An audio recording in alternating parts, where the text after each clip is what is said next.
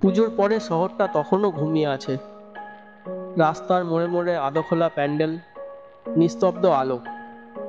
সেই পরিচিত কলকাতা আজ যেন অন্যরকম লাগছে। কারণ আজ আমরা যাচ্ছি একটু দূরে, নিজের ভেতরে শান্তিটা খুঁজে নিতে।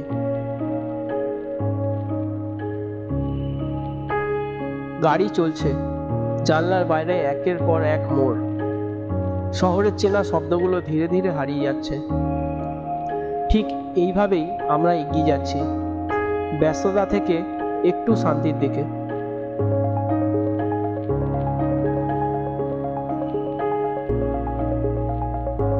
স্টেশনে পৌঁছে দেখি কত মানুষ, কত গন্তব্য।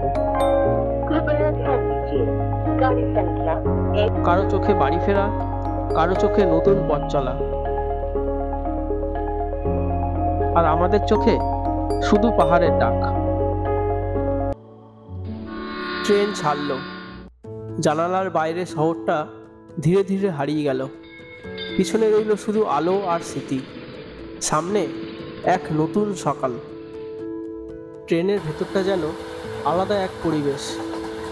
জানালার পাশ দিয়ে ছুটে চলা আলো, ছায়া আর সহযাত্রীদের নরম কথাবার্তা, এমন একটা শান্তি যা শহরে কখনো পাওয়া যায় না। সাথে ট্রেনের ক্যান্টিন থেকে আসা মনের মতোই সহজ একটা চেনা খাবার, কিন্তু স্বাদটা আলাদা। হয়তো পথের ক্লান্তি, হয়তো পাহাড়ের আহ্বান।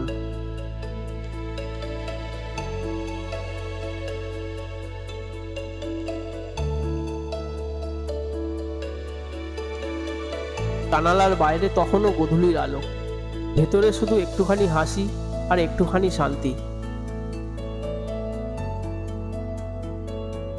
পথে পথে ধানক্ষেত, নদী, ছোট ছোট স্টেশন।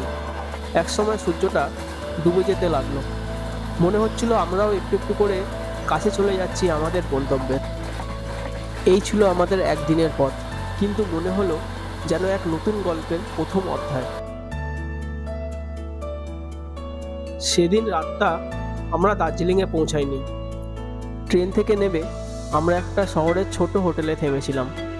সারাদিনের ক্লান্তি মিশে গিয়েছিল ওখানকারের পরিবেশ আর জানালার বাইরে ঝিরিঝিরি আলোয়। মনে হচ্ছিল এই নীরব রাতটা হয়তো নতুন কিছুর আগমনী বার্তা। কাল সকালে শুরু হবে আমাদের আসল যাত্রা পাহাড়ের পথে।